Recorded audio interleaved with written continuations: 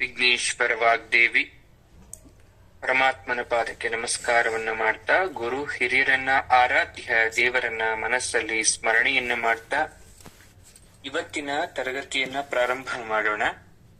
ಭಗವದ್ಗೀತೆಯ ಒಂದು ಒಳಾರ್ಥದಲ್ಲಿ ದುಶ್ಯಾಸನ ನರಕಾಸುರನ ಮಗನಾದಂತಹ ಭಗದತ್ತ ಅವನ ಸಾಮ್ರಾಜ್ಯಕ್ಕೆ ಹೋಗಿ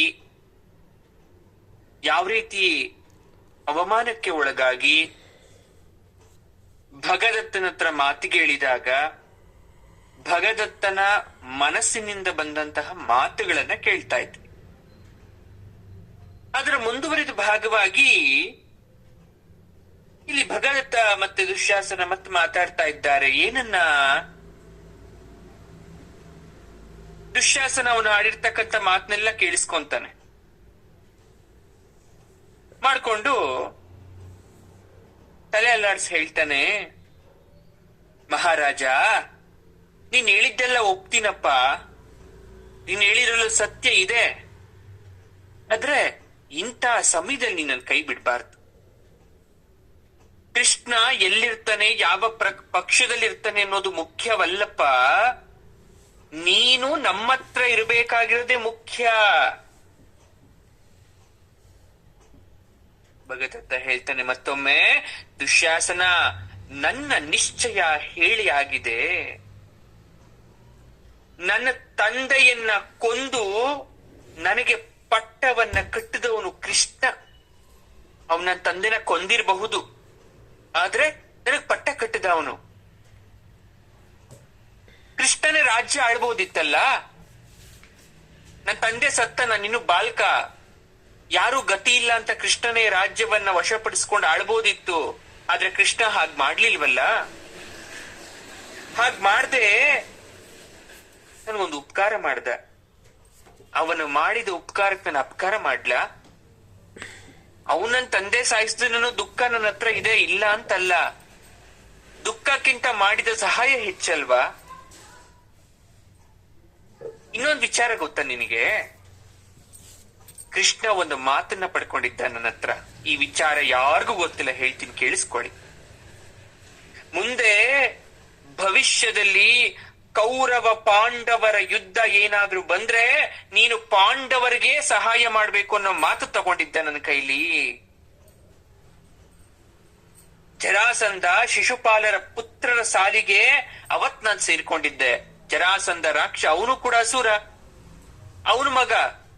ಹೇಗೆ ಅವನ ನಂತರ ತಬ್ಬಲಿಯಾಗಿ ರಾಜ್ಯವನ್ನ ಇಟ್ಕೊಂಡೋ, ಶಿಶುಪಾಲನ ಮಗ ಯಾವ ರೀತಿ ಇಟ್ಕೊಂಡೋ, ಹಾಗೆ ನರಕಾಸುರನಾದ ನನ್ನ ತಂದೆಯ ನಂತರ ಭಗದತ್ತನಾದ ನಾನು ರಾಜ್ಯವನ್ನ ವಹಿಸ್ಕೊಂಡು ಹೋಗ್ತಾ ಇದ್ದೇನೆ. ಪಾಂಡವರು ಸಹ ಇವತ್ತೋ ನಾಳೆನೋ ನನ್ನ ಹತ್ರ ಬಂದೇ ಬರ್ತಾರೆ ಸಹಾಯವನ್ನ ಕೋರಿ. ನಾನು ಪಾಂಡವರು ಬಂದ್ರು ಅಂತ ಮಾತ್ರಕ್ಕೆ ನಾನೇನಾದ್ರೂ ಅವ್ರ ಪಕ್ಷಕ್ಕೆ ಹೋದ್ರೆ ನಿಮಗ್ ಬೇಸರ ಆಗತ್ತೆ, ನಿಮ್ ಪಕ್ಷಕ್ಕೆ ಬಂದ್ರೆ ಪಾಂಡವರಿಗೆ ಬೇಸರ ಆಗತ್ತೆ. ನಾನು ತಟಸ್ಥನಾಗ್ತಾ ಇದ್ದೀನಿ. ಯಾಕಂದ್ರೆ ಮರ್ಯಾದೆ ಉಳಿಯುತ್ತೆ, ನಂದು ಅಪವಾದ ತಪ್ಪುತ್ತೆ ನನ್ನ ಮೇಲೆ. ನನ್ನ ತಂದೆನೂ ಕೊಂದಂತಹ ಕೃಷ್ಣ ನನ್ನಿಂದ ಯಾವ ಸಹಾಯ ಕೇಳಲಿಲ್ಲ ಯಾವತ್ತು. ಯಾವ ಪದಾರ್ಥವನ್ನ, ಒಂದೇ ಒಂದು ರೂಪಾಯಿನೂ ಕೂಡ ನನ್ನ ರಾಜ್ಯದಿಂದ ತಗೊಂಡು ಹೋಗ್ಲಿಲ್ಲ ಕೃಷ್ಣ. ಬರಿಗೈಲಿ ಬಂದ, ಬರಿಗೈಲಿ ಹೋದ. ನನ್ನ ತಂದೆ ತಂದಿದ್ದ ಸ್ತ್ರೀಯರನ್ನು ಮಾತ್ರ ಕರ್ಕೊಂಡು ಹೋದ, ಅವನು ಬಿಡಿಸ್ಕೊಂಡು ಹೋದ. ಅಲ್ಲೂ ಸ್ವಾರ್ಥ ಇಲ್ಲ ಅವನ ಹತ್ರ. ಲೋಕ ಅವನನ್ನೇ ಕೊಂಡಾಡ್ತು. ಆಹಾ, ಕೃಷ್ಣ 16,000 ಸ್ತ್ರೀಯರನ್ನ ಬಿಡುಗಡೆ ಮಾಡ್ದ. ನನ್ನ ತಂದೆಯನ್ನ ನಿಂದಿಸಿ ರಾಕ್ಷಸನ ಪಟ್ಟಕ್ಕೆ ಸೇರಿಸ್ಬಿಟ್ರು ಇಡೀ ಜನ. ಇವತ್ ನಾವು ನರಕಾಸುರ ಅಂದ್ರೆ ರಾಕ್ಷಸ ಅಂತ ಅನ್ಕೊಂಡಿದ್ದೀವಿ, ಆದ್ರೆ ಅವ್ನು ಮಹಾರಾಜ. ನಾನೇನ್ ಮಾಡ್ಲಿ? ನನಗ್ ಸಂಕಟ ಇದೆ. ಪಿತೃ ಹಂತಕನಿಗೆ ಹೇಗ್ ನನ್ ಸಂಕಟ ತಿಳಿಸ್ಲಿ? ಕೃಷ್ಣನ ಹತ್ರ ಹೋಗಿ ನನ್ ಸಂಕಟ ಹೇಳ್ಕೊಳ್ಳ? ಹಾಗಾಗಿ ನಾನು ಪರೋಕ್ಷವಾಗಿ ಯುದ್ಧದಲ್ಲಿ ಸಹಾಯ ಮಾಡ್ಬೇಕಾದ್ರೆ ಪಾಂಡವರ ಹತ್ರ ಕೃಷ್ಣ ನಿಂತ್ಕೋಬೇಕು. ಆ ರೀತಿ ತಂತ್ರ ಮಾಡಿ. ಇಲ್ಲ ಆದ್ರೆ ನಾನು ಬರಲ್ಲ. ದುಶ್ಯಾಸನ ಹೇಳ್ತಾನೆ, ರಾಜನ್, ನಿನ್ನ ಅಳಲು ನನಗೆ ಗೊತ್ತಾಗ್ತಾ ಇದೆ, ನಿನ್ನ ಸಂಕಟ ನನಗೆ ಗೊತ್ತಾಗ್ತಾ ಇದೆ, ನಿನ್ನ ನೋವು ನನಗೆ ಗೊತ್ತಾಗ್ತಾ ಇದೆ, ನಿನ್ನ ದುಃಖ ನನಗೆ ಗೊತ್ತಾಗ್ತಾ ಇದೆ. ಆದ್ರೆ ನಮ್ ಸ್ವಾರ್ಥ ಇದೆ ಇದ್ರಲ್ಲಿ. ಹೇಗಾದ್ರೂ ಮನಸ್ ಮಾಡು, ದಯವಿಟ್ಟು ಬಾ ನಮ್ ಕಡೆ. ಭಗದತ್ತ ಹೇಳ್ತಾನೆ, ನಾನು ಹೇಳೋದೆಲ್ಲ ಹೇಳಾಗೋಯ್ತು, ಹಳೇ ಮಾತನ್ನೇ ಆಡ್ತಾ ಇದ್ಯಾ, ನೀನ್ ಇನ್ನೂ ಬುದ್ಧಿ ಬಲಿಬೇಕು.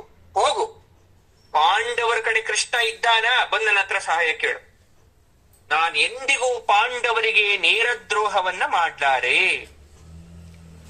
ಹಾಗೆ ನಿಮ್ಗೂ ಅನ್ಯಾಯ ಆಗಬಾರ್ದು. ನನ್ ಸಂಕಟ ತಿರ್ಬೇಕು. ಹೊರಡು ನೀನು, ನಾನ್ ಬೇರೆ ರಥ ಕೊಡ್ತೇನೆ ನಿನಗೆ. ನಿನ್ನ ರಥ ಹಾಳಾಗಿ ಹೋಗಿದೆ. ನಾನು ಬಳುವಳಿ ಕೊಡ್ತಾ ಇದ್ದೇನೆ ನನ್ನ ಕಡೆಯಿಂದ, ನನ್ ಪುಟ್ಟ ಸೇನೆ ಕಳಿಸ್ತಾ ಇದ್ದೇನೆ, ಹೋಗು.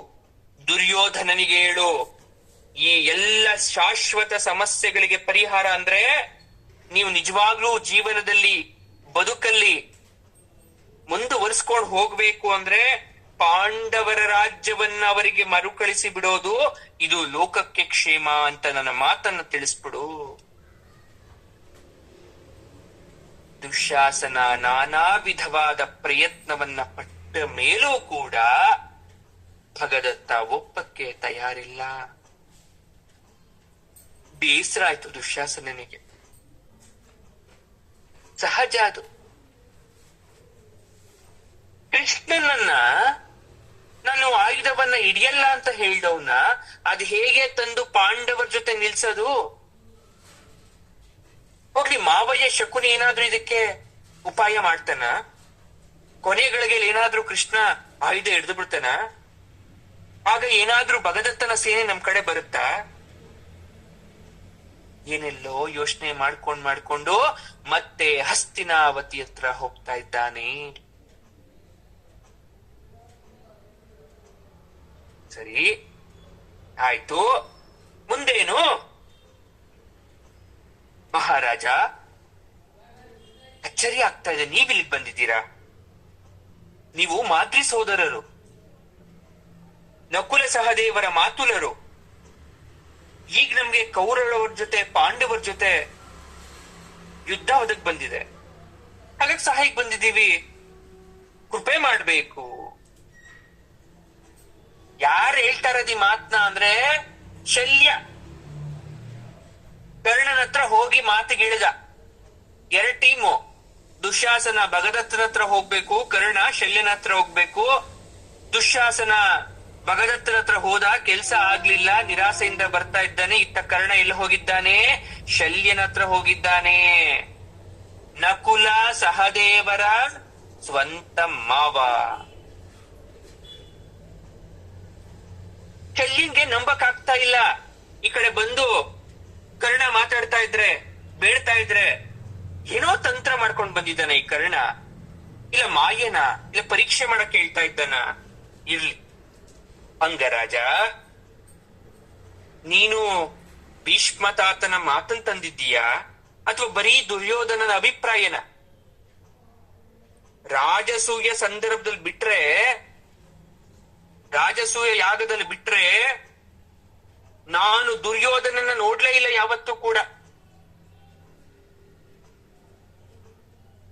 ಹಾಗಾಗಿ ಇವತ್ತು ನೀನು ದುರ್ಯೋಧನನ ಪರವಾಗಿ ಮಾತಾಡಕ್ ಬಂದಿದ್ಯಾ ಇಲ್ಲಿಗೆ?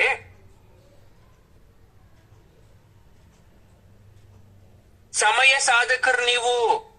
ಯಾವಾಗ ಯಾರಿಂದ ಏನ್ ಸಹಾಯ ಆಗ್ಬೇಕು ಆ ಸಮಯದಲ್ಲಿ ಬರ್ತೀರಾ. ಅವಮಾನ ಮಾಡಕ್ ಕಾಯ್ತಾ ಇದ್ದ ಯಾರು? ಶಲ್ಯ. ಹಾಗಾಗಿ ಚುಚ್ಚು ಮಾತನಾಡ್ತಾ ಇದ್ದಾನೆ. ಕರ್ಣ ಸುಮ್ನೆ ಇರಬೇಕು, ಯಾಕಂದ್ರೆ ಬಂದಿರೋದು ರಾಜಕಾರ್ಯವಾಗಿ, ಸಹಾಯ ಬೇಡ್ಕೊಂಡು ಬಂದಿರೋದು, ಅವನೇನು ಮಾತಾಡಕ್ ಆಗಲ್ಲ. ಕರ್ಣ ಹೇಳ್ತಾನೆ, ಮಹಾರಾಜ, ತಮ್ಮ ರಾಜ್ಯ ರಾಜಧಾನಿ ಹಸ್ತಿನಾವತಿಗೆ ಬಹುದೂರದಲ್ಲಿದ್ಯಲ್ಲಪ್ಪ, ಪಕ್ಕದಲ್ಲಿದ್ಯ ಬರಕ್ಕೆ. ಒಂದ್ ಕುದುರೆ ಮೇಲೆ ಹತ್ತಿ ಸೂರ್ಯ ಮುಳುಗೋ ಹೊತ್ತಿಗೆ ಬರಕ್ ಆಗಲ್ವಲ್ಲ, ಬಹುದೂರ ಇದೆ.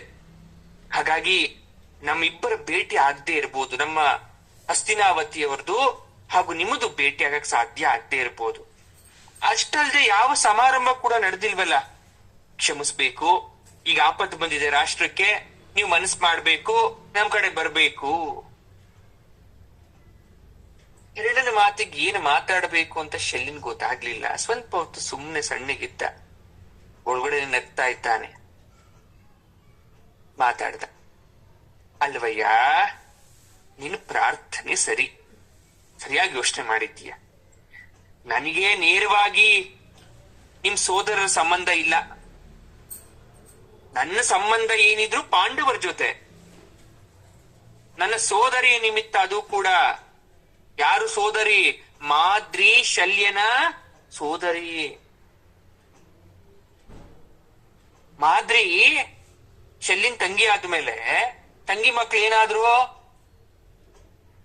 ನಕುಲ ಸಹದೇವ ಶಲ್ಯಂಗ್ ಏನಾಗ್ತಾರೆ? ಸೋದ್ರ ಮಾವ ಆದ್ರು. ಹಾಗಾಗಿ ನನಗ್ ನೇರವಾಗಿರೋದು ಸಂಬಂಧ ಪಾಂಡವರ ಜೊತೆ. ನನಗೆ ನನ್ ಪಾಂಡುರಾಜನ ಪತ್ನಿಯಾಗಿ ನನ್ನ ತಂಗಿ ಸಹಗಮನ ಮಾಡಿದ್ಮೇಲೆ ಸೋದರಳಿಯಂದ್ರು ಬಿಟ್ರೆ, ನಕುಲ ಸಹದೇವರು ಬಿಟ್ರೆ ನನ್ಗೆ ಯಾರು ರಕ್ತ ಸಂಬಂಧನೇ ಇಲ್ಲ. ಎಲ್ಲಿ? ಹಸ್ತಿನಾವತಿಯಲ್ಲಿ. ಈಗ ಬಂದಿದ್ದೀರಾ? ಅದು ನೀನು ಬಂದಿರೋದ್ ನೋಡಿದ್ರೆ ಹಿರಿಯರ ಸಮ್ಮತಿ ಮೇರೆ ಬಂದಿಲ್ಲ. ನೀನು ದೊಡ್ಡವ್ರು ಕೇಳಿ ಬಂದಿದ್ಯಾ? ಮನೇಲಿ ಹುಡುಗರು ಇರ್ತಾರೆ, ಅಪ್ಪ ಅಮ್ಮ ತಿಳಿಸ್ ಬಂದಿದ್ದೀರಪ್ಪ ಅಂತ ಕೇಳ್ತೀವಿ ಯಾರಾದ್ರೂ ನೇರವಾಗಿ ಮನೆಗ್ ಬಂದ್ರೆ. ಹಾಗೆ ಭೀಷ್ಮ, ದ್ರೋಣ, ಕೃಪಾದಿಗಳಿದ್ದಾರಪ್ಪ, ದೊಡ್ಡವ್ರಿಗೆ ಹೇಳಿ ಬಂದಿದ್ಯಾ ಒಂದ್ ಮಾತು ಇಲ್ಲಿಗೆ ಬರ್ತಾ ಇದ್ದೀನಿ ಅಂತ? ಎರಡನೇದು, ಏನು ಹೇಳ್ದೆ, ನನ್ಗೆ ಸೂಚನೆ ಕೊಡದೆ ನೇರವಾಗಿ ಬಂದಿದ್ದೀಯಾ? ನನಗೂ ವಯಸ್ಸಾಗ್ತಾ ಇದೆ, ನಂಗೆ ನೀನು ಚಿಕ್ಕ ವಯಸ್ಸಾ? ನಿಮ್ ಕಾದಾರ್ಥದಲ್ಲಿ ನಾನ್ ಯಾಕೆ ಪಾತ್ರಧಾರನಾಗ್ಬೇಕು?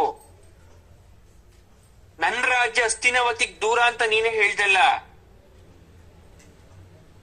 ಯುದ್ಧ ಭೂಮಿಗೆ ನನ್ ಸೇನೆ ನಡ್ಕೊಂಡ್ ಬರ್ಬೇಕು ಅಂದ್ರೆ ಆಯಾಸ ಆಗದೆ ಇರತ್ತಾ? ಆಹಾರ ಯಾರು ಕೊಡ್ತಾರೆ? ವಿಹಾರಕ್ಕೆ ಏನ್ ಮಾಡ್ಬೇಕು?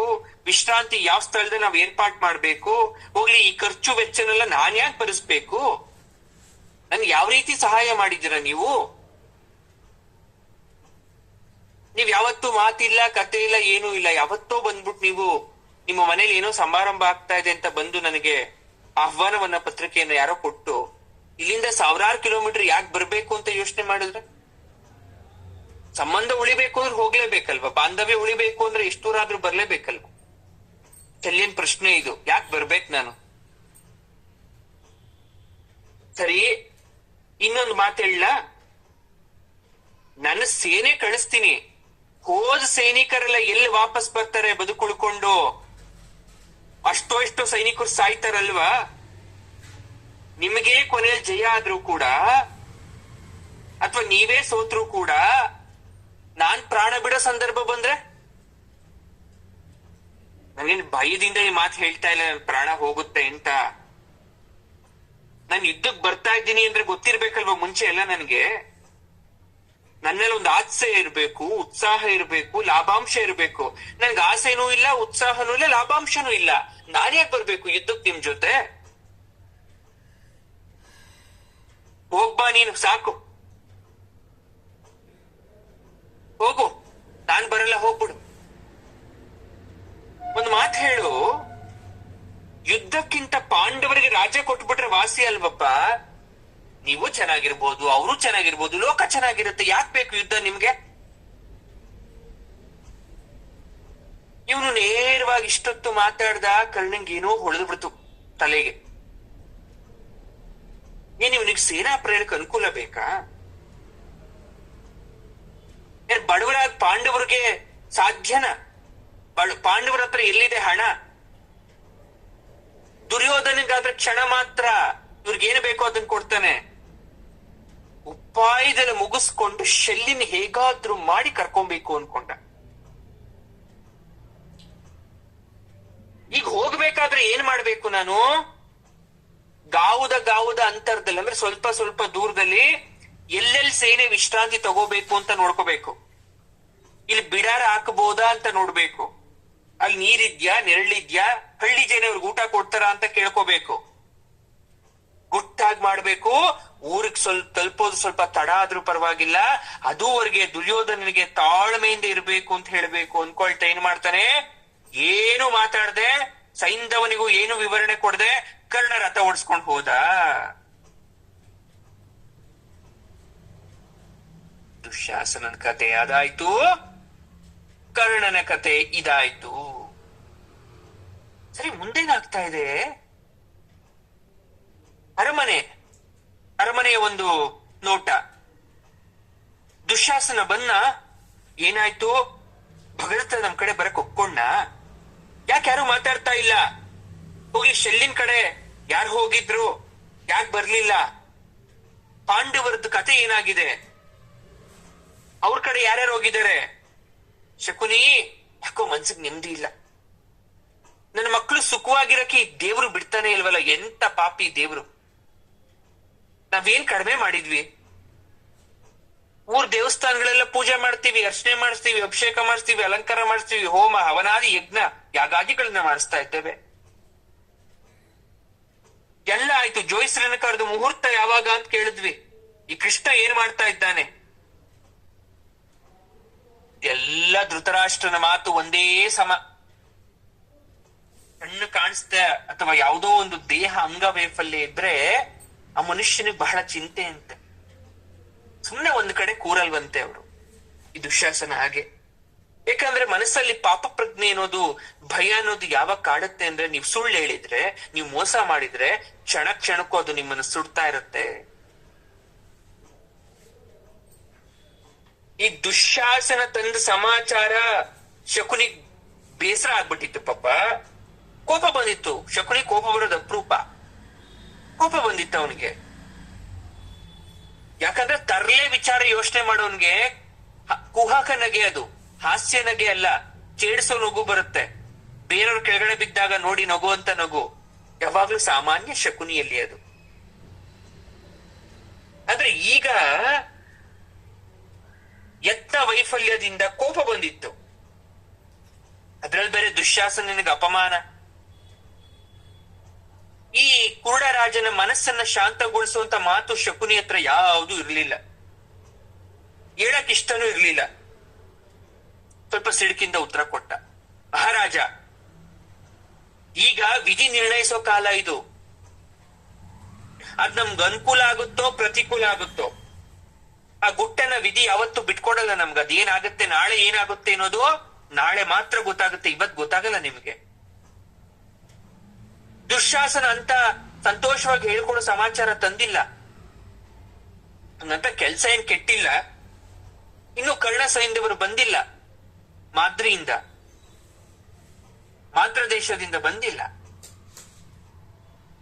ಏನ್ ಸಮಾಚಾರ ತರ್ತಾರೋ ನೋಡೋಣ, ಸ್ವಲ್ಪ ತಾಳ್ಮೆಯಿಂದ ಇರಿ. ಈ ವಿಚಾರ ಆಯ್ತು. ಈ ಕಡೆ ಪಾಂಡವರ ಪರವಾಗಿ ನಕುಲ ಶಲ್ಯನ ಭೇಟಿಗೆ ಹೊರಟಿದ್ದ. ಕರ್ಣ ಬಂದು ಮರಳಿದ ಮೇಲೆ ನಕುಲ ಹೋಗ್ತಾ ಇದ್ದಾನೆ ಶಲ್ಯನ ಭೇಟಿಗೆ. ಇತ್ತ ಪೂರ್ವ ಸೂಚನೆ ಇಲ್ಲದೆ, ಮೊದಲೇ ತಿಳಿಸದೆ ನಕುಲ ಕೂಡ ಶಲ್ಯ ಭೇಟಿಗೆ ಬಂದಿದ್ದ. ಅದು ಕರ್ಣ ಹೋದ ಸ್ವಲ್ಪ ಅಂತರದಲ್ಲಿ. ಸ್ವಲ್ಪ ಶಲ್ಯನಿಗೆ ಇರಿಸ್ಪೋರ್ಸ ಆಯ್ತು. ನೋಡಿ, ನಿಮ್ಗೆ ಎಷ್ಟೇ ಸಂಬಂಧಿಕರಾಗ್ಲಿ ಆತ್ಮೀಯರಾಗ್ಲಿ ಒಂದು ಮಾತು ನೆನಪಲ್ಲಿ ಇಟ್ಕೊಳ್ಳಿ ಸ್ನೇಹಿತರೆ. ಒಂದು ಸಂಬಂಧ ಅಂತ ಯಾವಾಗ ಗಟ್ಟಿ ಇರುತ್ತೆ ಅಂದ್ರೆ ಇಬ್ಬರ ಮಧ್ಯೆ ಅದೇ ಆಲೋಚನೆ ಇರಬೇಕು, ಅದೇ ಅನುಬಂಧ ಇರಬೇಕು, ಅದೇ ಪ್ರೀತಿ ಇರಬೇಕು, ಅದೇ ಬಾಂಧವ್ಯ ಇರಬೇಕು. ಕೇವಲ ಮುಖದ ಮೇಲೆ ನಗುವನ್ನ ಇರಿಸಿ ಮನಸ್ಸಿನ ಆಳದಲ್ಲಿ ಇವರನ್ನು ಎಂದಿಗೆ ಹೊರ ದೂಡ್ತೀನಿ ಅಂತಕ್ಕಂಥ ಆಲೋಚನೆ ಇತ್ತು ಅಂದ್ರೆ ಅದು ನಿಜವಾದ ಸಂಬಂಧ ಅಲ್ಲ. ಅಕ್ಕಿ ಮೇಲ್ ಆಸೆ, ನೆಂಟ್ರ ಮೇಲ್ ಪ್ರೀತಿ ಅಂತಕ್ಕಂಥ ಗಾದೆ ಎಂದು ಸುಳ್ಳಾಗಲ್ಲ. ಪರರ ಮನೆ ಗಂಜಿ ಕುಡಿದ್ರೂ ಕೂಡ ಸಂಬಂಧಿಕರ ಮನೆಗೆ ಹೋಗಿ ಮೃಷ್ಟಾನ ತಿನ್ನಬಾರ್ದು ಕಾರಣ ಇಲ್ದೆ. ಕಾರಣ ಇಲ್ದೆ ಸ್ನೇಹಿತರ ಮನೆಗೆ ಹೋದ್ರು ಕೂಡ ಕಾರಣ ಇಲ್ದೆ ಸಂಬಂಧಿಗಳ ಮನೆಗೆ ಹೋಗ್ಬಾರ್ದು. ಯಾಕೆ ಹಾಗೆ? ಹೊರಗಿನವರೆಂದರೆ ಬಲು ಪ್ರೀತಿ, ಒಳಗಿನವರೆಂದರೆ ಬಲು ಕೋಪ ಅಂತ. ಏನೋ ವಿಚಾರ ಅಥವಾ ಏನೋ ವಿಚಾರನೇ ಇಲ್ವಾ, ನೀವು ತುಂಬಾ ಚೆನ್ನಾಗಿರೋ ಅದಕ್ಕೆ ನೀವು ಅಂದ್ರೆ ಇಷ್ಟ ಇಲ್ವೇನೋ, ಅಥವಾ ಅವ್ರಿಗಿನ್ನ ನೀವು ತುಂಬಾ ಗೌರವಸ್ತವಾಗಿರ್ಬೋದು, ಅಥವಾ ಅವ್ರ ಮನೇಲಿ ಆದಂತಹ ಘಟನೆಗಳು ನಿಮ್ಮ ಮನೇಲಿ ಘಟನೆ ಆಗ್ಲಿಲ್ವೇನೋ, ಅವ್ರ ದುಃಖ ನಿಮಗ್ ಬರ್ಲಿಲ್ವೇನೋ. ಹೀಗೆ ಮನುಷ್ಯನ ಅದೊಂದು ಗುಣ. ನಾನ್ ಚೆನ್ನಾಗಿಲ್ಲ ಅಂದ್ರೆ ಯಾರು ಚೆನ್ನಾಗಿರ್ಬಾರ್ದು, ಅಥವಾ ಅವ್ರ ಮನೇಲಿ ಏನೋ ಅಭಿವೃದ್ಧಿ ಆಗ್ಬಿಟ್ಟಿದ್ದಾರೆ ಹಾಗಾಗಿ ಏನೋ ಅವ್ರಿಗೆ ಬಹಳವಾದಂತ ಘನತೆ ಬಂದ್ಬಿಟ್ಟಿದೆ ಅನ್ನೋ ಮಟ್ಟಿಗೆ. ಹಾಗಾಗಿ ಸ್ವಂತ ಸೋದ್ರ ಮಾವ ಆಗಿರ್ಬೋದು ಶಲ್ಯ, ನಕುಲ ಬಂದ್ರು ಇರಿಸ್ಮುರ್ಸಾಯ್ತು ಅವನ್ಗೆ. ಯಾಕೆ ಬರ್ಬೇಕಿತ್ತು ಇವರೆಲ್ಲ ಸುಮ್ಮನ್ ನನ್ ತಲೆ ತಿನ್ನಕ್ಕೆ? ತಂಗಿ ಮಕ್ಳೇ ಅಲ್ವಾ, ಪ್ರೀತಿ ಇರ್ಬೋದಿತ್ತಲ್ಲ. ತಂಗಿ ಮಕ್ಳಾದ್ರು ಅಣ್ಣನ ಮಕ್ಳಾದ್ರು ಯಾರೇ ಮಕ್ಳಾದ್ರೂ ಕೂಡ ಅವಶ್ಯಕತೆ ಇಲ್ಲದೆ ಹೋಗ್ಬಾರ್ದು. ಆಳು ಇದ್ದ ಯಾರಿಗ್ ಬೇಕಾಗಿದೆ? ನಾನು ಈ ಕಡೆ ಯಾವ ಕಡೆ ನಿಲ್ಲಕ್ ಪರಿಸ್ಥಿತಿಯಲ್ಲಿಲ್ಲ. ಒಂದ್ ಕಡೆ ಜಾರ್ಕೊಂಡ್ ಕೌರಂಗೇನು ಉತ್ತರ ಕೊಟ್ಬಿಟ್ಟೆ ಕರ್ಣನ್ಗೆ, ಈ ನಕುಲ ಯಾಕೆ ಬಂದ? ಈ ಕರುಳು ಸಂಬಂಧಕ್ಕೆ ಏನ್ ಹೇಳ್ಬೇಕು? ಯಾರು ಮಾಡಿದಿ ರಕ್ತ ಈ ಕರುಳ ಅಂತೆಲ್ಲ ನೆಪ ಹೇಳ್ಕೊಂಡ್ ಬಂದ್ಬಿಡ್ತಾರ ಸುಮ್ನೆ ಮನೆ ಬಾಗ್ಲಿಗೆ. ಧರ್ಮ ಹಾಗಿರ್ಲಿ, ವ್ಯವಹಾರಕ್ಕೊಂದು ಅಂತ ಉತ್ತರ ಕೊಡ್ಬೇಕು. ನನ್ ಯಾವ ಕಡೆ ನಿಲ್ಬೇಕು ಇವಾಗ? ಹೋಗುವುದಾದ್ರೆ ಅಪಾರ ಸೇನೆಗೆ ವ್ಯವಸ್ಥೆ ಹೇಗಿದೆ? ನನ್ಗೆ ವಯಸ್ಸಾಗ್ತಾ ಇದೆ, ಏನ್ ಮಾಡ್ಬೇಕು? ಇದೆಲ್ಲ ಕರ್ಣ ಮಾತಾಡ್ಕೊಂತ ಇದ್ದನ್ ಪಾಪ ಒಬ್ಬೊಬ್ನೇ. ನಕುಲನ್ ಮುಖ ನೋಡಿ ಅರಮನೆಯಲ್ಲಿ ಸ್ವಾಗತ ಆಯ್ತು. ಏನ್ ಶಲ್ಯ ಅಂದ್ರೆ ಸುಮ್ನೆ ಅನ್ಕೋಬೇಡಿ ನೀವು. ಯಾಕೆ ನೋಡಿ, ಒಬ್ಬ ವ್ಯಕ್ತಿ ಇನ್ನೊಬ್ಬ ವ್ಯಕ್ತಿ ಹತ್ರ ಸಹಾಯ ಕೇಳ್ಕೊಂಡು ಹೋಗ್ತಾನೆ ಅಂದ್ರೆ ಅವನ ಬಗ್ಗೆ ಗೊತ್ತಿದ್ದೇ ಹೋಗ್ಬೇಕು. ಯಾರ ಹತ್ರ ಹೋಗಕ್ ಆಗಲ್ಲ. ಹಾಗೆ ಶಲ್ಯ ವೈಭವ ಅಂದ್ರೆ ಸಾಮಾನ್ಯ ಆಗಿರೋದು ಅನ್ಕೊಂಡಿದ್ದೀರಾ? ಭಗದತ್ತೊಂದು ಆನೆ ಸೇನೆಯ ವೈಭವ ಆದ್ರೆ ಶಲ್ಯಂದು ಒಂಟೆ ಸೇನೆಯ ವೈಭವ. ಒಂಟೆ ಸೇನೆ ಅಪಾರವಾಗಿದ್ದಂತಹ ರಾಜ ಅಂದ್ರೆ ಶಲ್ಯ, ಕ್ಯಾಮಲ್ ಫೋರ್ಸ್. ಇನ್ನು ಬಟರ ಸೇನೆ ಅಂತೂ ಲೆಕ್ಕ ಹಾಕಕ್ಕಾಗಲ್ಲ ಬಿಡಿ, ಎಷ್ಟು ಜನ ಸೈನಿಕರಿದ್ರು. ಇನ್ನೊಂದು ವಿಚಾರ ಅಂದ್ರೆ ಶಲ್ಯನ ಸೇನೆಯಲ್ಲಿ ಸ್ತ್ರೀ ಸಮೂಹದ ಒಂದು ತುಕಡಿ ಇತ್ತು, ಅಂದ್ರೆ ಒಂದು ಸೋಲ್ಜರ್ ಟೀಮ್ ಇತ್ತು. ಯಾವ ಸೈನಿಕರು? ಸ್ತ್ರೀ ಸೈನಿಕರಿದ್ರು. ಅದು ಬಹಳ ವಿಶೇಷ. ಯಾಕೆ ಗೊತ್ತಾ? ಶಲ್ಯ ವಿಲಾಸಿ ಪ್ರಿಯ, ಅವನು ಬಹಳ ಎಂಜಾಯ್ ಮಾಡೋ ಮೂಡವನು. ಜೀವನ ಅಂದ್ರೆ ದರ್ಬಾರ್ ಮಾಡ್ಬೇಕು ಅಂತ ಅನ್ಕೊಂಡಿದ್ ಮನುಷ್ಯ. ಜೊತೆಗೆ ಸೌಂದರ್ಯ ಪ್ರಿಯ. ಸುತ್ತಮುತ್ತ ಒಳ್ಳೊಳ್ಳೆ ಹೆಣ್ಮಕ್ಳು ಕಾಣಿಸ್ಲಿ ಏನದು. ಹೆಣ್ಮಕ್ಳು ಹತ್ರ ಕೆಟ್ಟದಾಗ ನಡ್ಕೊಂಡ್ಲಿಲ್ಲ ಅಂದ್ರು ಒಂದ್ ಸುತ್ತಮುತ್ತ ಹೆಣ್ಮಕ್ಳು ಇರ್ಬೇಕಿತ್ತು. ಹಾಗಾಗಿ ಯಾವಾಗ್ಲೂ ಈ ಪುರುಷ ಸೈನಿಕರೇ ಯಾಕಿರ್ಬೇಕು ಅಂತ ಸ್ತ್ರೀ ಸೈನಿಕರು ಕೂಡ ಅವ್ನು ರೆಡಿ ಮಾಡ್ಕೊಂಡಿದ್ದ. ಇನ್ನು ಅರಮನೆ ಸುತ್ತ ಒಂದು ಸುಂದರ ಉದ್ಯಾನವನ. ವಿಲಾಸಿ ಪ್ರಿಯನಿಗೆ ಯಾವಾಗ್ಲೂ ತುಂಬಾ ಚೆನ್ನಾಗಿರ್ಬೇಕು. ಎಲ್ಲಿ ನೋಡಿದ್ರು ಹೂ ಕಾಣಿಸ್ಬೇಕು, ಮರಗಿಡ ಕಾಣಿಸ್ಬೇಕು, ಸುಂದರವಾದ ಉದ್ಯಾನವನ. ಅಲ್ಲಲ್ಲಿ ಕೊಳ, ಕೂತ್ಕೊಳಕ್ಕೆ ವಿಹಾರ ತಾಣ, ಎತ್ತರದ ಸೌಧ ಮನೆ, ಬಲವಾದ 3 ಸುತ್ತಿನ ಕೋಟೆ, ಅಲ್ಲಲ್ಲಿ ಸೇನೆ, ಅಶ್ವಸೇನೆ ಎಲ್ಲ. ಈ ಕಡೆ ನಕುಲ ಬಂದಿದ್ದ. ಮನ್ಸಲ್ಲಿ ಏನ್ ಬೈಕೊಂಡ್ರೆ ಕೇಳ್ಸುತ್ತಾ ಅಲ್ವಾ? ಮನುಷ್ಯನ್ ಸ್ವಾಭಾವಿಕ. ನನ್ನ ನೋಡ್ತೀರಾ, ಈ ಗುರುಗಳು ಏನ್ ಗುರುಗಳಪ್ಪ, ಹಾಗೆ ಹೀಗೆ ಏನೇನೋ ರೇಗಾಡ್ತಾರೆ, ದುರ್ವಾಸ ಮನುಷ್ಯ ಏನೋ ಬೈಕ್ ಅಂತ ನನ್ ಕೇಳಿಸ್ಬೇಕಲ್ಲ. ಅದು ಹಾಗೆ ಶಲ್ಯ ಆಡಿದ ಮಾತುಗಳು ನಕುಲನಿಗೆ ಕೇಳಿಸ್ಬೇಕು ಅನ್ನೋದೇನಿಲ್ಲ.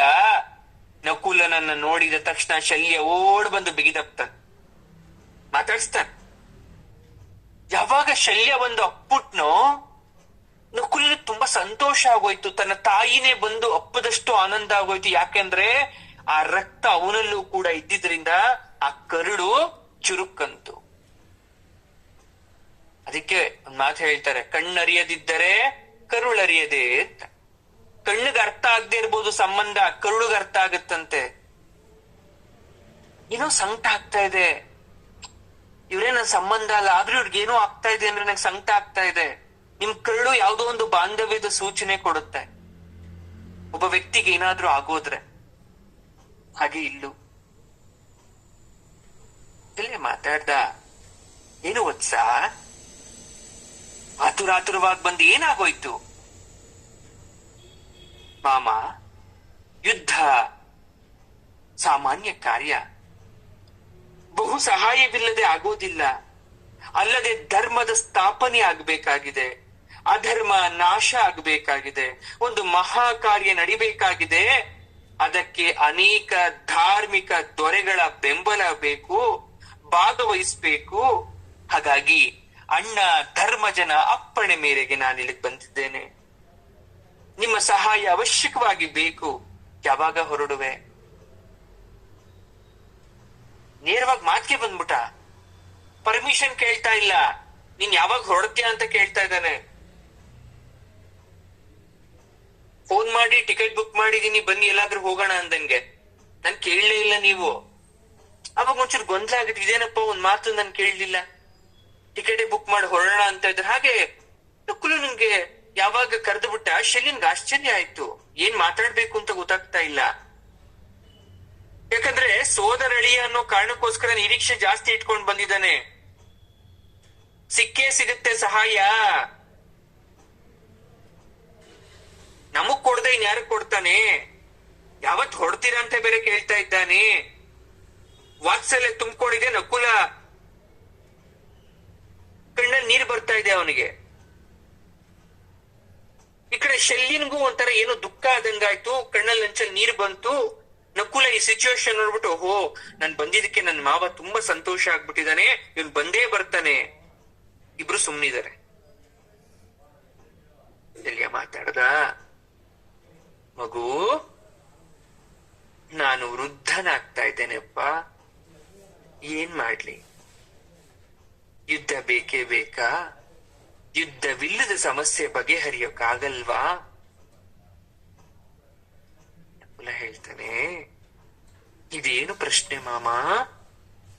ಈ ಹೊತ್ನಲ್ಲಿ ಶತಮೂರ್ಖರು ದಾರಿಗೆ ಅವತ್ತಾದ್ರೂ ಬರ್ತಾರ? ದೃಪದ ಪುರೋಹಿತರು ಹೋಗಿ ಬಂದು ನಯ ವಿನಯವಾಗಿ ಹಾಗೋಯ್ತು ಯುದ್ಧ ಬೇಡ ಅಂತ. ಆದರೆ ಈ ಪಿಂಡಗಳು ಮಾತ್ರ ಮಾತಿಗೆ ಬಗ್ಗೋರಲ್ಲ.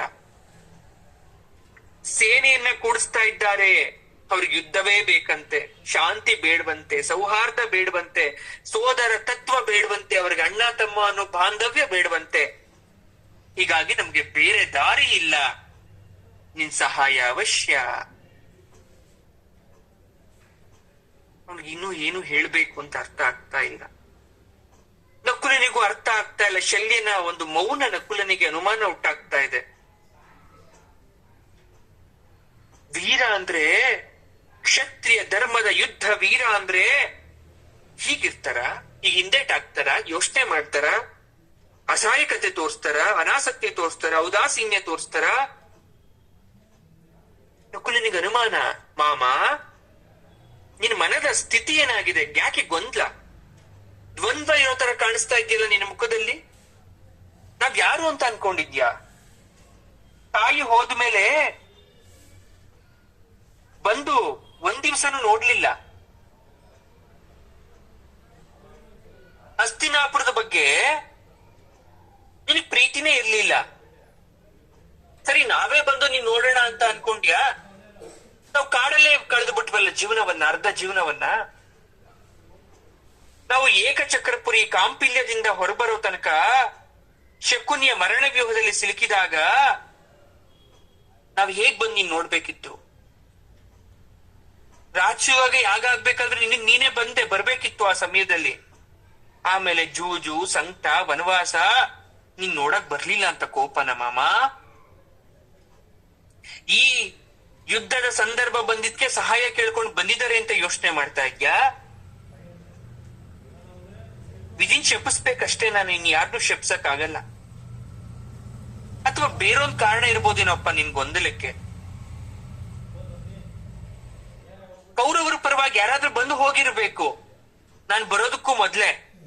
ಹಾಗಾಗಿ ಯಾರ್ ಕಡೆ ನಿಲ್ಬೇಕು ಅಂತ ಯೋಚನೆ ಮಾಡ್ತಾ ಇದ್ಯಾ? ಬೇಸರ ಆಗೋಯ್ತು ನಕುಲನಿಗೆ ದುಃಖದಿಂದ. ಬಿಡು ಬಿಡು ಮಾಮ, ಬೇಸರ ಇಲ್ಲ.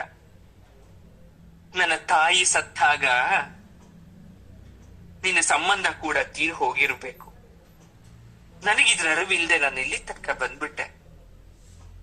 ನನ್ನ ಸೋದರ ಮಾವ ಅನ್ನುವ ಸಂಬಂಧ ಇನ್ನೂ ಉಳಿದಿದೆ ಅನ್ನೋ ಆಸೆಯಿಂದ ನಾನು ಇಲ್ಲಿ ತನಕ ಬಂದ್ಬಿಟ್ಟೆ.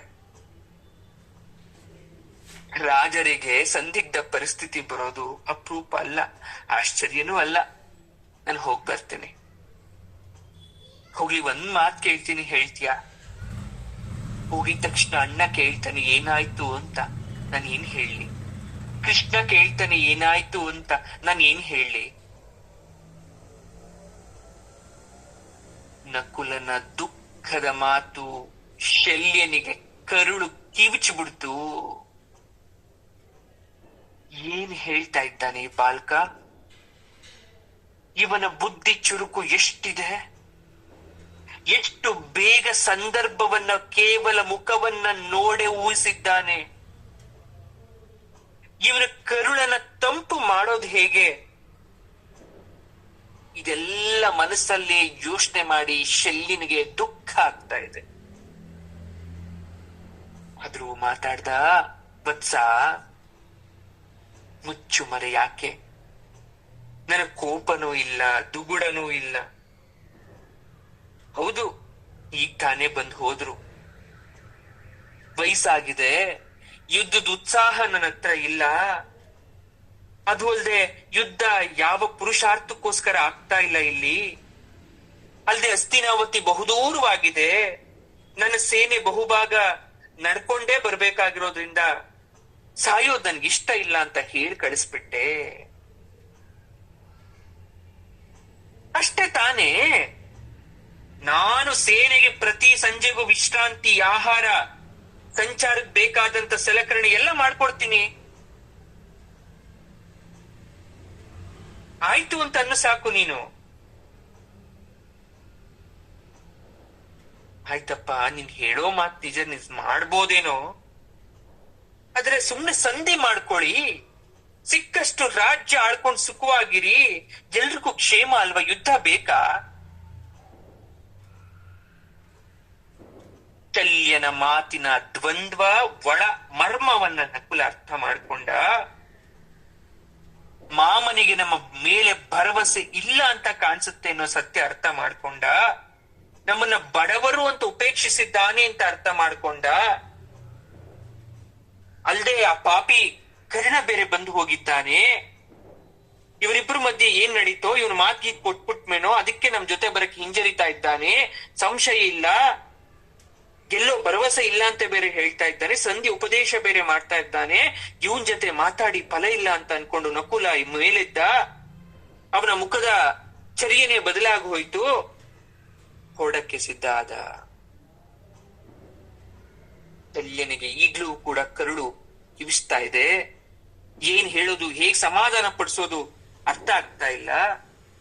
ಬಹುದೂರಕ್ಕೆ ಸೇನೆ ಪ್ರಯಾಣ ಅವನಲ್ಲಿ ತಲೆಯಲ್ಲಿ ಇದ್ದಿದ್ದು ಅಲಾಭದ ಪ್ರಶ್ನೆ. ಪಾಂಡವರು ಗೆಲ್ಬೋದಾ ಅಂತಕ್ಕಂಥ ಸಂಶಯ ಇತ್ತು ಅವನಲ್ಲಿ. ಯಾಕಂದ್ರೆ ಭೀಷ್ಮ ದ್ರೋಣಾದಿಗಳಿದ್ದಾರೆ, ಪ್ರತಿಷ್ಠೆ ಪ್ರಶ್ನೆ ಇದು. ಗೊಂದಲ ಆಗೋಯ್ತು ಶಲ್ಯನಿಗೆ. ಮತ್ತೆ ಶಲ್ಯ ಮಾತಾಡ್ತಾನೆ, ವತ್ಸ ಬೇಜಾರ್ ಮಾಡ್ಕೊಳ್ಬೇಡ, ನನ್ ಸ್ಥಿತಿ ನಾನು ಹೇಳಿದ್ದೇನೆ. ಸಹಾಯ ಮಾಡಬಾರ್ದು ಅಂತಲ್ಲಪ್ಪ, ಸಾಧಕ ಬಾಧಕಗಳ ಬಗ್ಗೆ ಯೋಚನೆ ಮಾಡ್ಬೇಕಾಗತ್ತೆ. ಅದ್ ನೀನಾದ್ರೂ ಅಷ್ಟೇನೆ. ಹಾಗೆಂದ್ರೆ ಏನ್ ಹೇಳ್ತಾ ಇದ್ಯ ಮಾಮ ನೀನು? ಕೋಪಿಸ್ಕೋಬೇಡ. ಸಹಾಯ ಕೇಳೋದಕ್ಕೂ ಒಂದ್ ಸಂದರ್ಭ ಅನ್ನೋದಿರ್ಬೇಕು, ಸಹಾಯ ಮಾಡೋದಕ್ಕೂ ಒಂದ್ ಸಂದರ್ಭ ಅಂತ ಇರ್ಬೇಕು. ಬಂದ್ಬಿಟ್ಟು 10 ಲಕ್ಷ ರೂಪಾಯಿ ದುಡ್ಡು ಕೊಡಿ ಅಂದ ತಕ್ಷಣ ಕೊಡಕ್ ಆಗಲ್ಲ. ಯಾಕಂದ್ರೆ ಕೇಳೋ ಸಂದರ್ಭ ಸರಿಯಾಗಿಲ್ಲ ನಿಂದು, ಕೊಡುವಂತ ಸಂದರ್ಭನೂ ನನ್ನ ಹತ್ರ ಇಲ್ಲ. ಇಲ್ದೇ ಇರ್ಬೇಕಾದ್ರೆ ಕೇಳಿದಂತ ಸಹಾಯಕ್ಕೆ ನಾನು ಮಾಡ್ಲಿಲ್ಲ ಅಂತ ಬೇಸರ ಮಾಡ್ಕೊಂಡ್ರೆ ಅದ್ರಲ್ಲಿ ಅರ್ಥ ಇರಲ್ವಲ್ಲ. ನಕುಲನಿಗೆ ಕೊಂಕು ಮಾತು ಬಹಳ ಬೇಸರ ಆಗೋಯ್ತು. ನಾವು ಪಾಂಡವರು ಸಂದರ್ಭವಾದಿಗಳು ಅಂತ ಆರೋಪಿಸ್ತಾ ಇದ್ದಾನ? ಅವಶ್ಯಕತೆ ಇದ್ದಾಗ ಮಾತ್ರ ನಾವು ಬರ್ತೀವಿ ಅಂತ ಹೇಳ್ತಾ ಇದ್ದಾನ ಮಾಮ? ಹಾಗಾದ್ರೆ ಲಾಭ ಇರೋ ಕಡೆ ವಾಳ್ತಾ ಇದ್ದಾನೆನ್ನು? ಸರಿ ಮಾಮ, ನಾನು ಹೇಳ್ಬೇಕಾಗಿದ್ದೀನಿ ಹೇಳಿದೀನಿ, ನಿನ್ ಕಷ್ಟ ಹೇಳ್ಕೊಂಡಿದ್ಯಾ. ಆದ್ರೆ ಸಂಧಿ ಮಾತು ಬೇಕಾಗಿರ್ಲಿಲ್ಲ. ಗಾಯದ ಮೇಲೆ ಉಪ್ಪು ಸುರಿದಂತಾಯ್ತು ನಿನ್ ಮಾತು. ನಾನ್ ಬರ್ತೇನೆ, ನಿನ್ ಆಶೀರ್ವಾದ ಇರ್ಲಿ. ಕೊಡಕ್ ಸಿದ್ಧ ಆದ. ಶಲ್ಯ ಹೇಳ್ತಾನೆ, ಹೋಗ್ತಾ ಇದ್ಯಾ? 2 ದಿವಸ ಉಳ್ಕೊಂಡು ಹೋಗ್ಬಾರ್ದಿತ್ತೇನೆ ನಕುಲ. ಆಶೀರ್ವಾದಕ್ಕೆ ಏನ್ ಖರ್ಚಾಗ್ಬೇಕು ಬಿಡು, ನನ್ಗೆ ಯಾವಾಗ್ಲೂ ಇರುತ್ತೆ. ಏನ್ ಶ್ರಮ ಪಡ್ಬೇಕು. ಚಿರಾಯು ಭವ.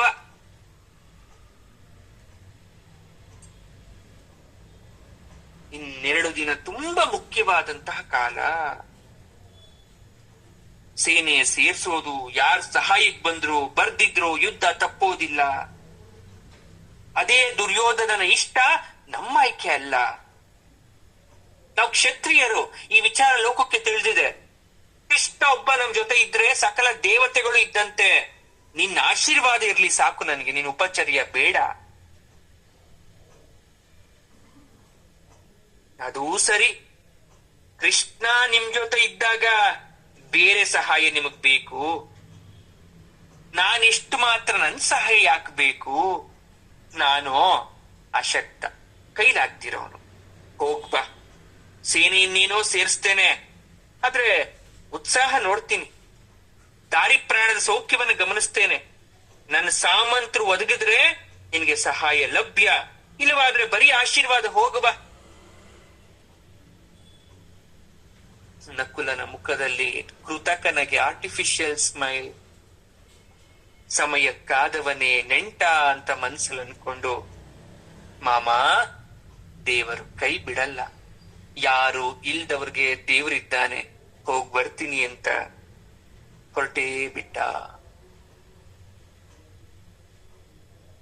ಅದಕ್ಕೆ ಹೇಳೋದು, ಯಾರು ನೆಂಟರು, ನಿಜವಾದ ನೆಂಟರು ಯಾರು, ನಿಜವಾದ ಸಂಬಂಧಿಗಳು ಯಾರು? ರಕ್ತ ಹಂಚ್ಕೊಂಡು ಹುಟ್ಟಿದ ಮಾತ್ರಕ್ಕೆ ಅಥವಾ ನಿಮ್ಮ ಕುಲದವರೇ ಆದ್ರ ಮಾತ್ರಕ್ಕೆ ಎಲ್ಲಾ ರೀತಿಯಲ್ಲೂ ನಿಮ್ಮ ಜೊತೆ ನಿಲ್ತಾರೆ ಅನ್ನೋದು ಸುಳ್ಳು. 100ರಲ್ಲಿ 1 ಕುಟುಂಬ ಮಾತ್ರ ಬಹಳ ಅನ್ಯೋನ್ಯವಾಗಿ ಪ್ರೀತಿಯಿಂದ ಸಾಮರಸ್ಯದಿಂದ ಇರಬಹುದೇ ಹೊರತು ಎಲ್ಲ ಕುಟುಂಬದಲ್ಲಿ ಅಲ್ಲ. ಇದು ಇವತ್ತಿನ ಕಾಲಘಟನೆ ಅಲ್ಲ, ಮಹಾಭಾರತ ರಾಮಾಯಣದಿಂದಲೂ ಕೂಡ ನಡ್ಕೊಂಡು ಬಂದಿರ್ತಕ್ಕಂಥದ್ದು. ಇದ್ದರೆ ಬಾ, ಕುಳಿತುಕೋ, ಊಟ ಮಾಡು ಅಂತ ಕರೆಯೋರು, ಇಲ್ಲದಿದ್ದರೆ ಹೊರಡು, ಭಿಕ್ಷೆ ಬೇಡಿ ತಿನ್ನು ಅಂದ್ರು ಅಂತ ಹೇಳ್ತಾರೆ ಒಂದ್ ಕಡೆ. ಹಾಗೆ ಈ ಸತ್ಯ ನಿಮ್ಮೆಲ್ರಿಗೂ ಗೊತ್ತಿದೆ. ಅವ್ರಿವ್ರ ಮನೆ ಹೋಗಿ ಅಂಗಲಾಚೋದಕ್ಕಿಂತ ಪರಮಾತ್ಮನ ಹೆಸರು ಹೇಳಿ ಏಕಾದಶಿ ಮಾಡಿ. ಚರ್ಚಿಲ ಏಕಾದಶಿ ಇವತ್ತು. ಪರಮಾತ್ಮನ ಹೆಸರಲ್ಲಿ ಉಪವಾಸ ಮಾಡಿದಾಗ ಪುಣ್ಯ ಬರುತ್ತೆ, ದೇಹ ಸೌಖ್ಯ ಆಗುತ್ತೆ. ತಿಂಗಳಲ್ಲಿ 3 ದಿವಸ ಏಕಾದಶಿ ಮಾಡಿದ್ರು ಏನ್ ತೊಂದರೆ ಇಲ್ಲ. ಆದ್ರೆ ಅವಮಾನದ ದಶೆ ಆಗಬಾರದು ಮನುಷ್ಯನಿಗೆ. ಆಯ್ತು, ಈ ಕಡೆ ಪಾಂಡವರ ಬಿಡಾರ, ಯುಧಿಷ್ಠಿರನಿಗೆ ಕುತೂಹಲ. ಭೀಮ ಬಂದ್ನ, ಏನಾಯ್ತು? ಭೀಮನ ಮುಖ ಉರಿ, ಕೋಪ ತುಂಬಿದೆ, ದುಗುಡ ಕಾಣಿಸ್ತಾ ಇದೆ. ಅರ್ಥ ಆಗೋಯ್ತು ಯುಧಿಷ್ಠಿರನಿಗೆ ಏನೋ ವ್ಯತ್ಯಾಸ ಆಗಿದೆ. ಯಾಕಂದ್ರೆ ನಕುಲ ಶಲ್ಯನ ಬೇಟೆಗೆ ಹೋದ ಹಾಗೆ ಭೀಮ ಭಗದತ್ತನ ಹತ್ರ ಹೋಗಿದ್ದ. ದುಶ್ಯಾಸನ ಕೊಟ್ಟಂತಹ ಉತ್ತರನೇ ಇವನ್ಗೂ ಕೊಟ್ಟು ಕಳ್ಸಿರ್ತಾನೆ. ಮತ್ ಅದನ್ನ ಹೇಳೋ ಅವಶ್ಯಕತೆ ಇಲ್ಲ. ಮತ್ ಮೊದ್ಲಿಂದ ನಿಮಗೆ ಶಲ್ಯ ಭಗದತ್ತನ ನಿರ್ಧಾರ ಒಂದೇ ತಾಳ್ಬಿಟ್ಟಿದ್ರಲ್ಲ. ಏನಾಯ್ತು ತಮ್ಮ? ನಿರೀಕ್ಷಿಸಿದ್ದೇ ಆಯ್ತು. ಸೊಕ್ಕು ಮಾತಾಡ್ದ.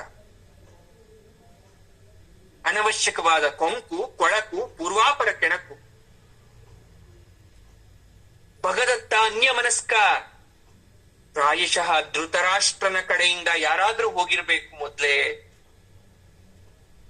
ನಾನು ಹೋದಾಗ ಏನಂದ ಗೊತ್ತಾಣ್ಣ? ಏನನ್ನಪ್ಪ? ಏನಯ್ಯ ಪಾಂಡುಪುತ್ರ, ಏನೋ ಯುದ್ಧವಂತೆ, ನಾನಿಲ್ಲೆಲ್ಲೋ ದೂರದಲ್ಲಿದ್ದೇನೆ, ಅದು ಬೆಟ್ಟದ ಮಧ್ಯ ಕಾಡಲ್ಲಿ. ನನ್ನಷ್ಟಕ್ಕಿರಲು ನೀವು ಯಾಕೆ ಬಿಡ್ತಾ ಇಲ್ಲ? ಯಾಕೆ ಬಂದ್ರಿ ನನ್ನ ರಾಜ್ಯಕ್ಕೆ? ನೀವು ನಿಮ್ಮನ್ನ ಬಾ ಅಂತ ಯಾರು ಹೇಳಿದಿಲ್ಲಿಗೆ? ಈಗ ತಾನೇ ದುಶ್ಯಾಸನ ಬಂದು ಹೋದ. ತುಂಬಾ ಇಕ್ಕಟ್ಟಾಯ್ತು ನನ್ಗೆ, ಯಾಕಾದ್ರೂ ಬಂದು ಅವನು ಅಂತ. ಈಗ ನೀನ್ ಬಂದಿದ್ಯಾ? ಅವಂದು ಅದೇ ಕಾರಣ, ನಿಂದು ಅದೇ ಕಾರಣ. ನೋಡು, ನನ್ಗೆ ಇಷ್ಟ ಇಲ್ಲ ಈ ಯುದ್ಧ. ನಾನು ಯಾರ ಕಡೆ ಬರಲ್ಲ. ನಾನು ಯಾರ ಸಾಮಂತನೂ ಅಲ್ಲ. ನನ್ಗೆ ಯಾರ ನಿರ್ಬಂಧ ಇಲ್ಲ. ನೆಮ್ಮದಿಯಾಗಿರ್ಬೇಕಷ್ಟೇ ನಾನು. ಇದೇನ್ ಮಹಾರಾಜ, ಒಬ್ಬ ವೀರ, ಸ್ವಂತ ಆಪ್ತರು ಈ ರೀತಿ ಮಾತಾಡ್ಬೋದಾ? ಯಾರ್ ಸಂಬಂಧ? ಯುದ್ಧ ಎಲ್ಲ ಹಾಳು ಮಾಡ್ಬಿಡುತ್ತೆ. ಯುದ್ಧಕ್ ಮುಂಚೆ ಇದೆಲ್ಲ ಸಂಬಂಧ, ಯುದ್ಧ ಬಂದಾಗಲ್ಲ.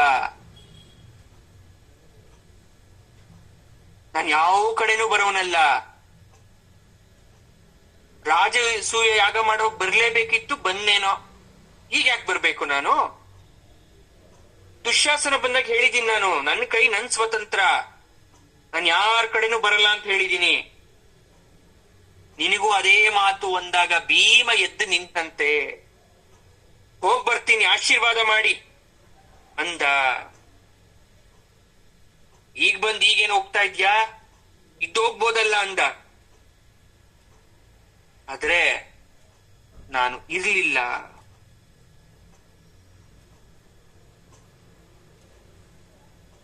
ಈ ಕಡೆ ಅವನ್ಗೂ ಅದೇ ಸರಿ, ನಕುಲಂದು ಅದೇ ಗತಿ. ಭಗದತ್ತ ಶಲ್ಯನ ಸಹಾಯ ದೊರೆಯೋತರ ಕಾಣಿಸ್ಲಿಲ್ಲ. ಅಲ್ಲದೆ ಭೀಮನಿಗೆ ಭಗದತ್ತ ಮಾಮ ಆಗಬೇಕು. ಎಲ್ಲ ಸಂಬಂಧಿಕರೇ ಅಲ್ಲಿರೋರೆಲ್ಲ, ಬೇರೆ ಇನ್ಯಾರು ಅಲ್ಲ, ಎಲ್ಲ ಅವ್ರವ್ರೆ. ಮುಂದೇನಾಗ್ತಾ ಇದೆ? ಕೃಷ್ಣ ಬಲರಾಮ ಬಂದಿದ್ದಾರೆ, ಸೇನಾ ಜಮಾವಣೆ ಲೆಕ್ಕ ಹಾಕ್ತಾ ಇದ್ದಾರೆ.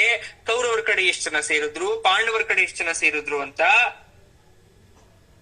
ಶಲ್ಯ ಭಗದತ್ತರ ವಿಚಾರ ಕೇಳಿದಾಗ ವಿಚಾರ ಎಲ್ಲ ಗೊತ್ತಾಯ್ತು. ಸ್ವಲ್ಪ ಹೊತ್ತು ಕೃಷ್ಣನ ಮುಖ ಗಂಭೀರ ಆಯ್ತು. ಆಮೇಲೆ ಅವ್ನು ನಕ್ಬಿಟ್ಟು ಸುಮ್ನಾಗೋದ. ಕೃಷ್ಣನ್ಗೇನೋ ಅನ್ನಿಸ್ತು. ಆಶ್ಚರ್ಯ. ಯುಧಿಷ್ಠಿರ ತಮ್ಮಂದ್ರ ಮುಖ ನೋಡ್ತಾನೆ. ಕೃಷ್ಣ ಮಾತಾರಂಭಿಸ್ತಾನೆ. ಯುಧಿಷ್ಠಿರ, ಎಲ್ಲವೂ ಎಣಿಸಿದಂತೆ ಆಗ್ತಾ ಇದೆ, ಚಿಂತೆ ಬೇಡ. ಹೇಗೆ ಅಂತನ? ಭೀಮ, ನೀನು ಭಗದತ್ತನನ್ನ ನನ್ನ ಸಂಬಂಧದಿಂದ ಮಾಮ ಅಂತ ಮುತ್ಸದಿತನದಿಂದ ಕರೆದೆ. ಅವನ್ಗೇನು ನಿನ್ನ ಮಾತು ಪರಿಣಾಮ ಬೀರ್ಲಿಲ್ಲ. ರಾಜಕೀಯವೇ ಹಾಗೆ. ಹೋಗ್ಲಿ, ನನಗೆ ಕಂಸ ಸೋದರ ಮಾವ ಇದ್ದ, ನಂಗೆ ಮಾವ ಅನ್ನೋ ಸಂಬಂಧ ಇತ್ತ ಒಂದಿನಾದ್ರೂ ಅವನ ಹತ್ರ? ಇರ್ಲಿಲ್ಲ. ಹೋಗ್ಲಿ, ರಾವಣ ಮಾರೀಚನ್ ಮೇಲೆ, ಅವ್ನ್ ಮಾರೀಚ ಮಾವ ಆಗ್ಬೇಕಿತ್ತಲ್ಲ, ಪ್ರೀತಿ ಇಟ್ಕೊಂಡಿದ್ಯಮ್ಮ ಅವನ ಮೇಲೆ, ರಾವಣನ ಇಟ್ಕೊಂಡಿರ್ಲಿಲ್ಲ. ಹೋಗ್ಲಿ, ಶಲ್ಯ ಮಾಮ ಅಂದ್ಮೇಲೆ ನಕುಲ, ಅವನ್ಗೇನಾದ್ರೂ ಭಾವನೆ ಇತ್ತ? ಇರ್ಲಿಲ್ಲ. ನೋಡಿ, ಯಾವಾಗ ಈ ಸಂಬಂಧ, ಈ ಸೋದರ ಎಲ್ಲ ಬರುತ್ತೆ ಅಂದ್ರೆ ಕೊಟ್ಟು ತಗೊಂಡು ಬರೋ ತನಕ. ನೀನ್ ಏನು ಮಾಡ್ತಿಲ್ಲ ಅಂದಾಗ ಅದ್ ಸಂಬಂಧಕ್ಕೆ ಬೆಲೆ ಇರಲ್ಲ. ಹಾಗಾಗಿ ಬರಲಿರುವ ಯುದ್ಧ ಇದಕ್ಕೆ ಪ್ರಮಾಣ. ಶಲ್ಯ ಇದ್ದ ಕಡೆನೇ ಇರ್ಲಿ, ಅವ್ರಿಗೆ ಉಪಕಾರ ಮಾಡ್ಲಿ. ಭಗದತ್ತ ಆ ಕಡೆನೇ ಸೇರ್ಕೊಳ್ಳಿ, ಅದು ಉಪಕಾರ ಆಗ್ಲಿ. ಅದ್ ನಮ್ಗೆ ಉಪಕಾರ. ಅವರಿಬ್ರು ನಮ್ ಪಕ್ಷಕ್ಕೆ ಬರ್ತಿಲ್ಲ ಅಂದ್ರೆ ಉಪಕಾರ ಅದು. ದುರ್ಯೋಧನನ ಆತ್ಮವಿಶ್ವಾಸ, ಜಂಬ, ಮೈಮರೆತಕ್ಕೆ ಜಯನೇ ಸಿಕ್ಬಿಡ್ತು ಅಂತ ಎಚ್ಚರ ತಪ್ಪಿಡ್ತಾನೆ ಅವನು. ಎಲ್ರೂ ನಮ್ ಕಡೆ ಇದ್ದಾರಲ್ಲ, ಇನ್ನೇನು ನಮ್ಗೆ ವಿಜಯ ಅಂತ ಎಚ್ಚರ ತಪ್ತಾನೆ. ಆಗ ನಾವು ಅವರನ್ನೆಲ್ಲ ಭೇದಿಸಿದರಾಯ್ತು. ಯುದ್ಧದ ತಂತ್ರನೇ ಹಾಗೆ. ದೀಪಕ್ಕೆ ನೀವ್ ಎಣ್ಣೆ ಹಾಕಿ ಬತ್ತಿ ಹಾಕಿ ದೀಪ ಹಚ್ಬಿಟ್ರಿ. ಅವರು ದೀಪಕ್ಕೆ ತುಪ್ಪನೇ ಸುರಿದವ್ರೆ, ಆದ್ರೆ ಬತ್ತಿನೇ ಇಲ್ಲ. ವ್ಯರ್ಥ. ತುಪ್ಪ ಹಾಕಿದ ಮೇಲೆ ವ್ಯರ್ಥ ಆಗೋಯ್ತಲ್ಲಪ್ಪ ದೀಪ. ಆರೋಗೋ ದೀಪಕ್ಕೆ ತುಪ್ಪ ಹಾಕಿದ್ರೆ ಏನ್ ಪ್ರಯೋಜನ? ದುರ್ಯೋಧನ ಆರ್ತಾ ಇರೋ ಬತ್ತಿ, ಅಲ್ಲಿ ಸೇರಿರೋರೆಲ್ಲ ತುಪ್ಪದಷ್ಟೇ ಪವಿತ್ರ ಆಗಿದ್ರು ಕೂಡ ದೀಪ ಉರಿದೆ, ತುಪ್ಪಕ್ಕೆ ಬೆಲೆ ಇಲ್ಲ. ಅವನು ಸಾಯ್ತಾನೆ, ಅವನ ಜೊತೆ ಇರೋರ್ನು ಸಾಯಿಸ್ತಾನೆ. ಭೀಷ್ಮ ದ್ರೋಣರು ಎಲ್ಲಿ ಸೇರ್ತಾ ಇದ್ದಾರೆ? ದುರ್ಯೋಧನ ಕಡೆ ಸೇರ್ಬೋದು. ಯಾಕಂದ್ರೆ ಧರ್ಮದ ಜಪ ಮಾಡಿದ್ರು ಕೂಡ ಅವ್ರಿಗೆ ನಿಷ್ಠೆ ಅನ್ನೋ ಭೂತ ಕಾಡ್ತಾ ಇದೆ. ಬೂದಿ ಆಗೋಗ್ತಾ ಇರೋ ಬತ್ತಿಗೆ ಉರ್ದು ಇನ್ನೊಂದು ಬೂದಿ ಆಗೋ ಬತ್ತಿನ ಸೇರಿಸ್ಬಿಟ್ರೆ ಬತ್ತಿ ಉರಿಯಲ್ಲ, ಹೊಸ ದೀಪ ಹಾಕ್ಬೇಕು. ಹಾಗಾಗಿ ಈ ಉರಿಯದ ಬತ್ತಿಗಳ ಸಂಖ್ಯೆನ ಎಣಿಸಿ ಸೇನಾಬಲ ದೊಡ್ಡದಿದೆ ಅಂತ ನೀವ್ ಯಾರು ಗಾಬರಿ ಆಗ್ಬೇಡಿ. ಇಲ್ಲಿ ಜಿಡ್ಡು, ಸ್ನೇಹ, ತುಪ್ಪ, ಎಣ್ಣೆ ಇದೆಲ್ಲ ದೀಪಕ್ಕೆ ಹಾಕೋ ಅಂಶನೇ ಇರ್ಬೋದಪ್ಪ. ಆದ್ರೆ ಧರ್ಮ ಅಂತಕ್ಕಂಥ ದೀಪ ಜ್ವಾಲನೆ ಯಾವತ್ತೂ ಉರಿಯೋದು. ಧರ್ಮಕ್ಕಾಗಿ ಯುದ್ಧ ಆಗ್ತಾ ಇದೆ. ಯುದ್ಧೋತ್ಸಾಹ ಇರ್ಬೇಕಷ್ಟೇ ನಿಮ್ಮಲ್ಲೀಗ. ಬರೀ ಸ್ವಾರ್ಥನೂ ಇರ್ಬೇಕು ಕೆಲವೊಂದ್ಸಲ. ಹಾಗಾಗಿ ದಿನಾ ಯಾವ ಭಕ್ತ ಕೂಡ ತುಪ್ಪನೇ ಹಾಕಿ ದೇವ್ರ ದೀಪ ಹಚ್ಲಾರ. ತುಪ್ಪ ಖಾಲಿ ಆಗೋಯ್ತು ಅಂತ ಒಂದಿನ ಎಣ್ಣೆ ಕೂಡ ಹಾಕ್ತಾನೆ. ಶಲ್ಯನ ಕಾಲ ಮುಗ್ದೋಯ್ತು, ಅವನ ಸಾವು ನಿನ್ ಕೈಲೇ. ಭಗದತ್ತನ ಕಾಲ ಮುಗಿದೋಯ್ತು, ಅವನ ಸಾವು ಭೀಮನ ಕೈಲಿ. ಭೀಮನ ಕೈಲಿ ಸಾಯೋರು ಬಹಳ ಇದ್ರು ಕೂಡ ಭಗದತ್ತ ಕೂಡ ಒಬ್ಬ. ಅದನ್ನ ಯಾರು ತಪ್ಸಕ್ಕಾಗಲ್ಲ. ಇದನ್ನ ಈ ಭೇಟಿ ದೃಢಪಡಿಸಿದೆ. ಯುದ್ಧ ಮುಗಿದಿದ್ರೂ ನಿನಗೆ ತಿಳಿಯೋದಿಲ್ಲ ನೋಡು, ಯಾರು ನಮ್ ಕಡೆ ಇದ್ದಾರೆ, ಯಾರು ಅವ್ರ ಕಡೆ ಇದ್ದಾರೆ ಅಂತ. ಮನಸ್ಸಿಟ್ಟು ಯುದ್ಧ ಮಾಡಿ, ಕಾಟಾಚಾರವಾಗಿ ಮಾಡಬೇಡಿ. ಕೃಷ್ಣನ ಸಲಹೆ. ಕೃಷ್ಣ ಹೇಳ್ತಾ ಇದ್ದಾನೆ ಅಂದ್ರೆ ಇದರಲ್ಲಿ ಒಳಾರ್ಥ ಕೂಡ ಇರುತ್ತೆ, ಸತ್ಯ ಕೂಡ ಇರುತ್ತೆ, ಸಾಕಷ್ಟು ವಿಚಾರ ಕೂಡ ಇರುತ್ತೆ. ಹಾಗಾಗಿ ಬಹಳ ಸುಂದರವಾಗಿ ಇಲ್ಲಿ ಇವತ್ತು ನಾವು ಸಂಬಂಧಗಳ ಬಗ್ಗೆ ತಿಳ್ಕೊಂಡ್ವಿ. ಮುಖದಲ್ಲಿ ತೋರೋ ಭಾವ ಮನಸ್ಸಿನಲ್ಲಿ ಇರೋದಿಲ್ಲ ಅನ್ನೋದನ್ನ ಅರ್ಥ ಮಾಡ್ಕೊಳ್ಳಿ. ಈ ವಿಚಾರ ಮಾತಾಡ್ಬೇಕಾದ್ರೆ ನಿಮಗಾದಂತ ಘಟನೆ ನೆನಪಾಗಿರ್ಬಹುದು ವಿದ್ಯಾರ್ಥಿಗಳೇ. ಆದ್ರೆ ಒಂದು ಮಾತು, ಬೇರೆಯವ್ರ ಬಗ್ಗೆ ಯೋಚನೆ ಮಾಡೋ ಬದಲು ನಮ್ಮ ಬಗ್ಗೆ ನಾವು ಯೋಚನೆ ಮಾಡ್ಕೊಳ್ಳಿ. ನಾವು ನಮ್ಮ ಸಂಬಂಧಗಳಿಗೆ ಎಷ್ಟು ಮೌಲ್ಯ ಕೊಟ್ಟಿದ್ದೇವೆ, ನಾವು ಬೇರೆಯವ್ರ ಜೊತೆ ಯಾವ ರೀತಿ ಬದುಕಿದ್ದೇವೆ, ಎಷ್ಟು ಗೌರವಯುತವಾಗಿ ನಡ್ಕೊಂಡಿದ್ದೇವೆ ಅಂತ. ಅವ್ರು ಕೊಟ್ರು ಕೊಡದೇ ಇದ್ರು ನಾವು ನಡ್ಕೊಳ್ಳೋದನ್ನ ಅಭ್ಯಾಸ ಮಾಡ್ಕೊಳ್ಳೋಣ. ಪ್ರತಿ ಸಲ ಬೇರೆಯವ್ರ ಮೇಲೆ ಆರೋಪ ಮಾಡೋದಕ್ಕಿಂತ ನನ್ನನ್ನ ನಾನು ಬದಲಾಯಿಸ್ಕೋಬೇಕು. ಕರುಳು ಚುರುಕ್ ಅನ್ನೋದು ನಮ್ಗನ್ಬೇಕು. ಅವ್ರ ಗಂದೆ ಇದ್ರು ಕೂಡ, ಮನಸ್ಸು ಕರುತೆ ಇದ್ರು ಕೂಡ ಎಂದೋ ಮುಂದೊಂದ್ ದಿವ್ಸ ಪಾಪ ಪ್ರಜ್ಞೆ ಅನ್ನೋದು ಕಾಡಬೇಕು ಅವ್ರನ್ನ. ಅಷ್ಟು ಒಳ್ಳೆಯವರಾಗಿರ್ಬೇಕು ನಾವು. ಅವಶ್ಯಕತೆ ಇದ್ದಾಗ ಸಂಬಂಧಿಕರು ನೆನಪಾಗೋದಲ್ಲ. ನಿಮ್ಮ ಮನೇಲಿ ಏನೋ ಮಾಡ್ತಾ ಇದ್ದೀರಾ ಅಂದಾಗ ಅದರ ವೈಭವವನ್ನ ಅಥವಾ ಊಟ ಉಪಚಾರಕ್ಕೋಸ್ಕರ ಸಂಬಂಧಿಕರನ್ನ ನೆನಪು ಮಾಡ್ಕೊಳೋದಲ್ಲ.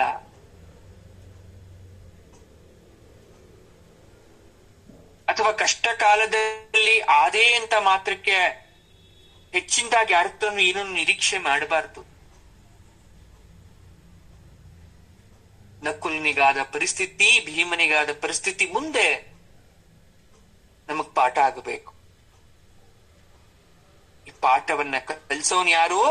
ಪರಮಾತ್ಮನಾದ ಶ್ರೀಕೃಷ್ಣ. ಅದಕ್ಕೆ ಹೇಳೋದು ಸರ್ವಂ ಶ್ರೀ ಕೃಷ್ಣಾರ್ಪಣಮಸ್ತು.